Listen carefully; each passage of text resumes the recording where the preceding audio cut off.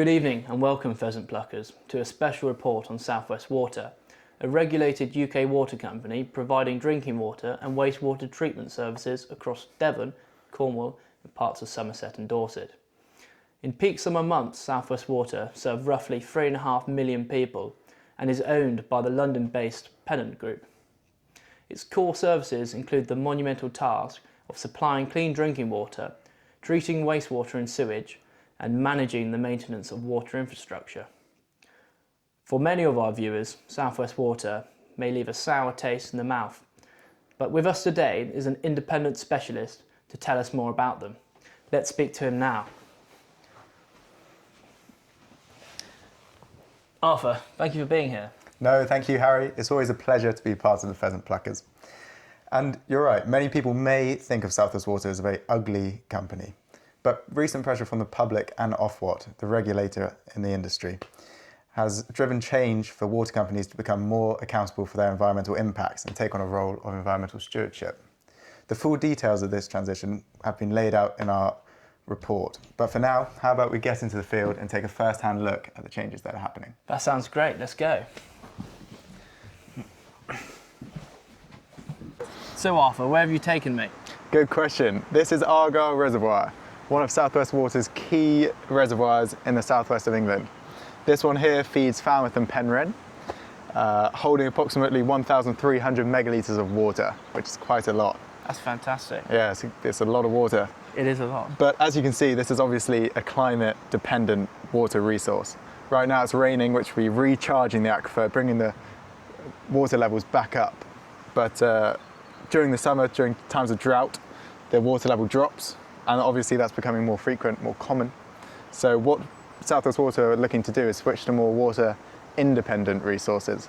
This might include desalination, so getting water from the sea and taking the salt out of it, or water recycling, taking wastewater and recycling it to be used again. That's great. That links exactly back to our Sustainable Development Goals, which the viewers will be familiar with. It's interesting, isn't it? But yeah. Before we get there, let's talk about planetary boundaries. Okay, sure.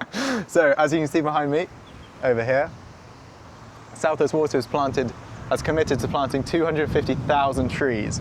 That's as part of an effort to clean the water before it gets into watercourses.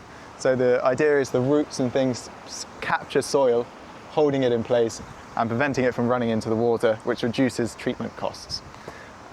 They've also committed £3 million to improving the state of nature, which is obviously good for the biosphere and helping to bring those planetary boundaries back within a safe threshold. Yeah, so fantastic. Should we talk about some Sustainable Development Goals? Yeah, well, my colleague's been researching just that, so awesome. Let's go meet him. Let's go speak to him now. So Ali, Arthur tells me you're the SDG guru. You could say so. I covered the social side of the business and the SDGs in the report that we've written. That's great. Can you tell us a little bit more about the report and what you've covered in there? Yeah, of course. So obviously South West Water are trying to improve their gender equality. So that's SDG Goal 5. They've tried to increase the female representation in particular, which they have done so far by 10% in the last year. They're also trying to improve Goal 3, which is health and safety. According to employees, it's a great place to work, so that's amazing. However, in the last year, they have experienced 14 work-related incidents in terms of injuries, etc. So obviously not great. In terms of trust and transparency, which is Goal 8, they have an 80 out of 100 ESG rating. And they also managed to maintain a fair tax mark accreditation throughout their operations. So that's great. That's really interesting, Ali. This is my favourite part of the report. I can't wait to share it with the viewers. Yeah. Well, Arthur, it seems we've managed to escape the rain for a few seconds here. We even had some hail there, I think, for a few minutes. Yeah, we did. That just shows the extremities that South West Water has to operate within. You know, it's a dynamic environment that they've got to navigate. And part of that is switching to an all-green energy infrastructure. So as you can see behind me, South West Water operate these huge dams with masses of water stored behind them, and that creates a huge potential to use hydroelectric energy. to power their facilities and create a net zero company. So that's already being carried out at one of their dams in Mary Tavy, and they have plans to carry them out at many more. So we've got good things to come in the future. I do believe this is the future for the company. All this potential could be unleashed, and then, yeah. Fantastic. You find Alistair, Arthur and I stood on top of a sewage discharge overflow pipe just to the side of Gillivays Beach. Well, Arthur's hopefully going to talk to us a bit about South West Water's circularity. Absolutely. Well, I'll try.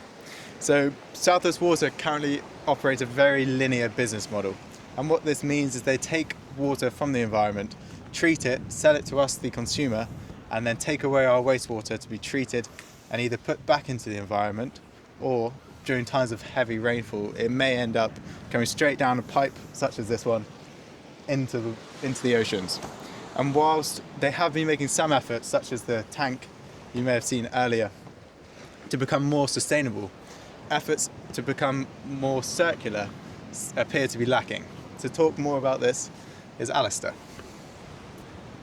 Thank you, Arthur. Yeah, so they have made some efforts to become more circular, but they've been fairly futile. They have proposed that they are going to use the previously wasted biogas to fuel their trucks in the future, but there's no evidence of this happening so far. One thing they have been doing is another byproduct, the sludge from the treatment.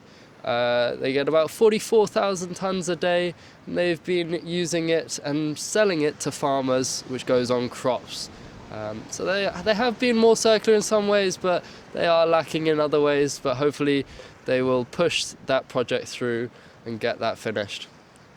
Arthur, where have you got me now? Well, that's a good question. This may look like a bit of a rogue place to be filming a segment for our piece, but if you look behind us, you can see this work's going on, and this is part of South West Water's new initiative to win over the public. They're putting in these storm overflows to capture sewage before it flows into the ocean. It's part of their new effort to safeguard the environment and help provide to customers what they want. I think your report also looks at how this is affecting the community socially. You know, what is people's outlook on South West Water? I think. Yeah, absolutely. So as we have mentioned earlier, people view South West Water as being very ugly, very damaging, very polluting for the environment. But by building this in a very prominent place, people are seeing that their company is changing and changing for the better. So I'm excited to see whether this works and whether it reduces the amount of sewage being discharged into the ocean. But, that's fantastic. yeah. That about concludes our report, and it's back to the studio. Oh yeah.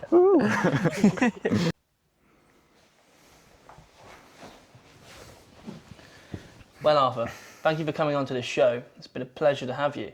No, it's always good to come on the Pheasant Pluckers and share some knowledge. That's brilliant. I'm sure we'll have you on again soon. Absolutely. But for now, it's a goodbye from the Pheasant Pluckers and good night.